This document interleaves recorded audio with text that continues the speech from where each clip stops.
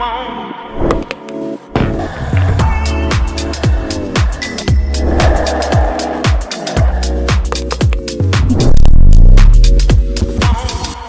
students, நம்ம இப்போ பார்க்கக்கூடிய problem P vector plus Q vector is a unit vector along x-axis.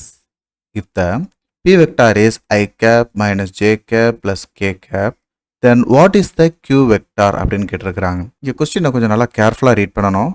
P vector plus Q vector is the unit vector along x-axis கொடுத்துருக்குறாங்க. இங்கே இதான் keyword. along x-axis அப்படின்னு கொடுத்ததுல ஒரு யூனிட் வெக்டார் தான் இந்த P vector plus Q vectorோட result. அப்படின்னா இங்கே இருக்கக்கூடிய கிவனை கரெக்டாக எடுத்து எழுதினாலே போதும், ரிசல்ட் நம்மளுக்கு கிடைச்ச மாதிரி தான்.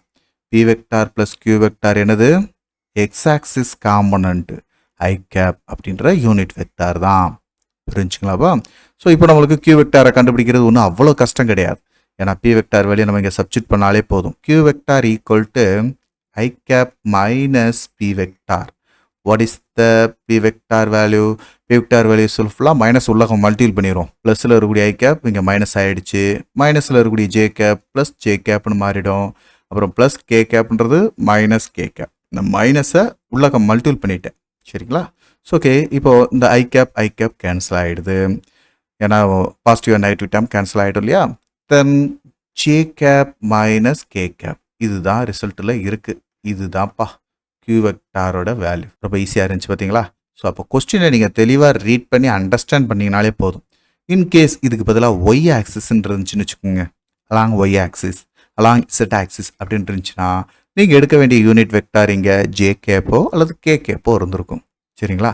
ஸோ அதை வச்சு நம்ம இங்கே சிம்பிளிஃபை பண்ணும்போது அது என்ன ரிசல்ட் வருதோ அதைத்தான் நம்ம இங்கே எழுதுகிற மாதிரி இருக்கும். அப்போ கொடுத்துருக்கிற கிவன் டேட்டாவை தெளிவாக நீங்கள் ரீட் பண்ணிங்கனாலே you will definitely get the clue.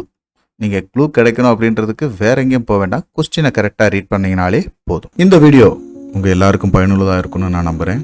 உங்களுக்கு இது ரொம்ப ஈஸியாக இருந்துச்சு அப்படின்னா மறக்காமல் லைக் பண்ணுங்கள். நம்ம மிஸ்டர் ஃபிசிக்ஸ் சேனலை சப்ஸ்கிரைப் பண்ணுங்கள். உங்களுடைய நண்பர்களுக்கும் ஷேர் பண்ணுங்கள். நம்மளுடைய தொடர்ந்து எல்லா வீடியோக்களும் உங்களுக்கு வரணும் அப்படின்னா நம்ம நோட்டிஃபிகேஷனில் ஆல் அப்படின்ற ஆப்ஷனோட கிளிக் பண்ணுங்கள். தேங்க்யூ.